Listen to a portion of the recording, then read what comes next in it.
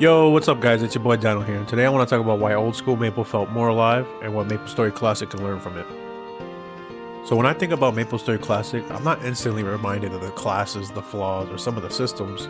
I think about how old school Maple made me feel and the memories tied to them, whether it be the feeling of achievement or community. There was something about that version of the game that felt alive in a way that's hard to explain unless you live through it. It wasn't perfect, it wasn't efficient, and honestly, it wasn't always fair, but it felt real. Walking from Hennessy's to Kerning wasn't just travel, it was part of the experience. I passed other players, watched people train, stopped to talk, and found hidden maps, new areas to grind. The world didn't feel like a menu, it felt like a whole new world of exploration. And that's something I don't feel nearly as often in modern MMOs. Community wasn't optional, it was the game. In old school Maple, playing alone only got you so far. You needed people. Not because the game forced you to queue up, but because progress naturally pushed you towards others. Whether it was through party quests, grinding, or just figuring things out, you leaned on other players constantly. Some of my favorite memories came from those moments. Moments like failing a party quest run together, like in Looty PQ, someone could die with tickets and we'd have to restart. Or spending hours in the free market to sell and buy items. Or finally getting that super rare loot like Ilbies. Even standing around talking while waiting for a party to form. None of it was flashy, but it was real. Downtime is where the memories lived.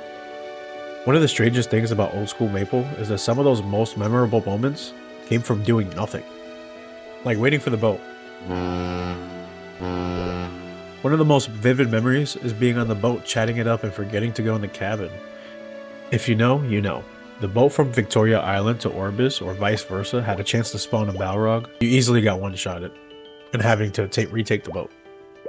Selling items, marketing in itself was a memory, scouring the free market shops trying to find items sold for cheap and reselling them for higher profit. And waiting in a party quest lobby having the most random conversations about life or the game. That downtime gave space for conversation, for jokes and connections. I feel like modern games nowadays try to remove downtime completely. And I get why, not all of us have the same amount of free time as we did when we were kids. But I feel like in doing that, something gets lost. When everything is optimized, there's no room for moments to breathe. Old school Maple gave you that space. Progress felt personal. It didn't come quickly, and it definitely didn't come easily. Every level meant something. Every gear upgrade felt earned. I remember spending hours on a map for a specific loot drop, and that feeling, that dopamine rush when you finally see it, was just unmatched. And when I finally unlocked a skill or upgraded a piece of equipment, it stuck with me. Not because it was powerful, but because of the time and effort behind it. Failure was part of that journey too. Dying, missing attacks, messing up jump puzzles, failing scrolls. It all came with the experience and a purpose. But those memories weren't frustrating in the way modern failures can be. They were shared and they were human. So this is where MapleStory Classic has a real opportunity.